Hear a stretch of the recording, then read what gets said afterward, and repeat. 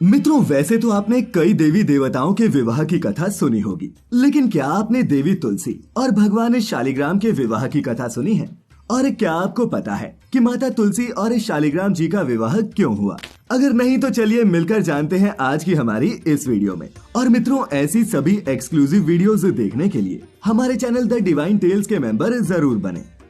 अब मित्रों, जैसा कि सभी जानते हैं कि हर साल कार्तिक मास के शुक्ल पक्ष की द्वादशी को तुलसी पूजा का शुभ मुहूर्त का समय निर्धारित किया गया है। इस दिन का महत्व इसलिए भी ज्यादा खास है क्योंकि इससे एक दिन पहले ही भगवान श्रीहरि नारायण विष्णु 4 महीने की अपनी लंबी नींद से जागते हैं और फिर भक्तों की विनती सुनते हैं। इसी के साथ इस दिन से विवाह, गृह प्रवेश, उपनयन संस्कार सभी के शुभ मुहूर्त पुनः आरंभ हो जाते हैं। मित्रों, बता दें कि इसी खास अवसर पर शालिग्राम जी का देवी तुलसी से विवाह करने की परंपरा है। ऐसी मान्यता है कि तुलसी विवाह के दिन सुहागिन स्त्रियां देवी तुलसी की पूजा करके सुखी वैवाहिक जीवन की कामना करती हैं। इस दिन पूरे विधि विधान से देवी तुलसी और भगवान शालिग्राम जी का विवाह किया जाता है। बता दें कि शालिग्राम भगवान विष्णु के ही एक प्रतिरूप है। तो नारद पुराण के अनुसार एक समय असुरराज जालंधर के अत्याचारों से ऋषि मुनि, देवता और नर सभी बहुत परेशान थे।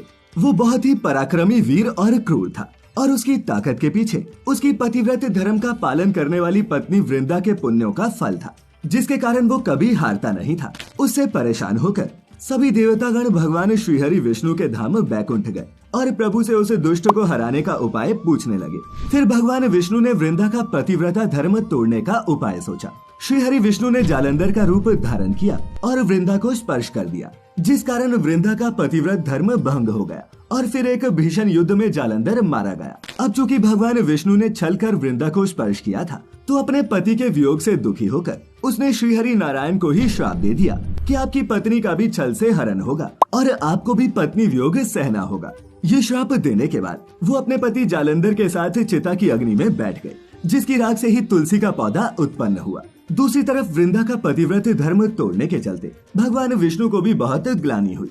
तब उन्होंने वृंदा को आशीष दिया कि वो तुलसी स्वरूप में हमेशा उनके साथ रहेंगी। साथ ही उन्होंने कहा कि कार्तिक शुक्ल एकादशी को जो भी शालिग्राम स्वरूप में उनका विवाह तुलसी से कराएगा, उसकी हर इच्छा, हर मनोकामना पूरी होगी। और मित्रों, तब से ही देवी तुलसी के विवाह की ये परंपरा चली आई है। वहीं एक दूसरी कथा के अनुसार एक परिवार में ननद भाभी रहा करती थी। ननद अभी कुंवारी थी और वो देवी तुलसी की बड़ी ही सेवा सत्कार किया करती, लेकिन वहीं भाभी को ये जरा भी रास नहीं आता था। कभी कभी तो वो क्रोध में ये भी कहती कि तेरा विवाह होगा तो तुझे तुलसी ही दहेज में दूंगी। समय बीतता गया और जब ननद की शादी हुई तो उसकी भाभी ने क्या किया कि बारातियों के सामने तुलसी का गमला फोड़कर रख दिया। लेकिन मित्रों, भगवान विष्णु की कृपा से वो गमला स्वादिष्ट व्यंजनों में परिवर्तित हो गया। और तो और जब गहनों के बदले में भाभी ने ननद को तुलसी की माला पहनाई, तो वो भी सोने के आकर्षक आभूषणों में बदल गई। वहीं वस्त्रों के स्थान पर जब तुलसी का जनेऊ रखा गया तो वो रेशमी कपड़ों में बदल गया। ये सब देख भाभी बड़े ही आश्चर्य में पड़ गई, जिसके बाद तुलसी जी की पूजा का महत्व उसकी समझ में भी आ गया। फिर उसने देवी तुलसी और भगवान विष्णु से माफी मांगी और फिर उनकी विधि पूर्वक पूजा अर्चना की।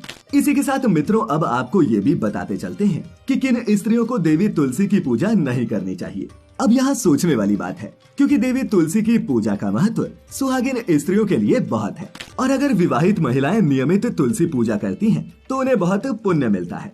लेकिन मित्रों, अगर आपने हिंदू धर्म के मुताबिक विवाह नहीं किया है, अग्नि के 7 फेरे नहीं लिए हैं, तो आपका विवाहित होकर भी तुलसी के पास जाना वर्जित है। अब अगर आपने कोर्ट मैरिज की है, तब भी आपको तुलसी पूजा नहीं करनी चाहिए। लेकिन वहीं अगर आप अभी तक कुंवारी हैं, तो आपको तुलसी पूजा की अनुमति मिलती है। इसके अलावा अगर आप धर्मशास्त्रों के इन नियमों को ताक पे रखकर जबरदस्ती तुलसी पूजा करती हैं, तो इसका असर आपके जीवन पर अच्छा नहीं पड़ता। देवी लक्ष्मी आपसे नाराज हो जाती हैं और कभी भी आपके घर नहीं आती, जो आपके जीवन के लिए बिल्कुल भी सही नहीं। वहीं ऐसा भी कहा जाता है कि एक वेश्या और गंदे ख्याल रखने वाली महिलाओं को भी भूलकर भी तुलसी पूजन नहीं करना चाहिए। ऐसा करने वाली वेश्या को अगले जन्म तक इस गलती की भरपाई करनी पड़ती है। इसे भगवान का अनादर माना जाता है और देवी तुलसी ऐसे लोगों से हमेशा रुष्ट रहती है। वो उनकी पूजा कभी स्वीकार नहीं करती। वहीं मासिक धर्म के समय भी महिलाओं को तुलसी पूजा नहीं करनी चाहिए। शिव पुराण में तो यहाँ तक बताया गया है कि इन्हें तो भगवान श्रीहरि की मूर्ति का स्पर्श भी नहीं करना चाहिए। इस समय किसी प्रकार की दान दक्षिणा देना भी सही नहीं माना जाता। दरअसल इस समय शरीर की शुद्धि की प्रक्रिया चल रही होती है। जिसके चलते शास्त्रों में नारी को इस समय सभी सांसारिक कामों और देव पितृ कार्यों से स्वतंत्र किया गया है। इस समय मानसिक जप करना मन और शरीर दोनों के लिए अच्छा माना गया है। वही मित्रों, ऐसा कहा जाता है कि जिस घर के आंगन में तुलसी का पौधा होता है वहाँ किसी तरह का कोई वास्तु दोष नहीं होता। लेकिन माता तुलसी के पौधे को घर में रखने के बहुत से नियम होते हैं और अगर आप उन नियमों के अनुसार देवी तुलसी की पूजा नहीं करते तो आपको भगवान का आशीर्वाद प्राप्त नहीं होता। तो मित्रों, आज हमने जाना कि क्यों होता है देवी तुलसी और शालिग्राम का विवाह। साथ ही जाने तुलसी के पौधे को रखने के कुछ खास नियम। तो अगर यहाँ दी गई जानकारी आपको अच्छी लगी हो तो इसे अपने मित्रों रिश्तेदारों के साथ भी जरूर साझा करें और इस तरह की सभी धार्मिक और आध्यात्मिक जानकारियों के लिए जुड़े रहें द डिवाइन टेल्स परिवार के साथ। तो मित्रों, फिलहाल आज के लिए बस इतना ही। अब इजाजत दें। आपका बहुत बहुत शुक्रिया।